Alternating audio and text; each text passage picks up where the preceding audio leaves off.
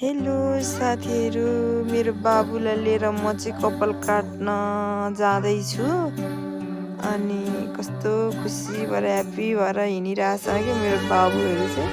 एउटा दिदीको छोरा हो, एउटा मेरो बाबु। अनि त्यसपछि हामी कपाल काट्न गयौँ। कति धेरै खुसी भएको थियो क्या मेरो बाबु। अनि यसो भिडियो बनाउन भनेर भिडियो पनि बनाउन मन लाग्यो। अनि त्यसपछि मेरो दिदीको छोरा यताउति गरिरहेको थियो, दिदी फोन चलाइराखेकी थिए। अनि सानो नानीहरू नि कस्तो मजाले हिँडेकी, बिस्कुट खाँदै ओहोरदोहोर गर्दै कुद्दै गरिरहेछ। अनि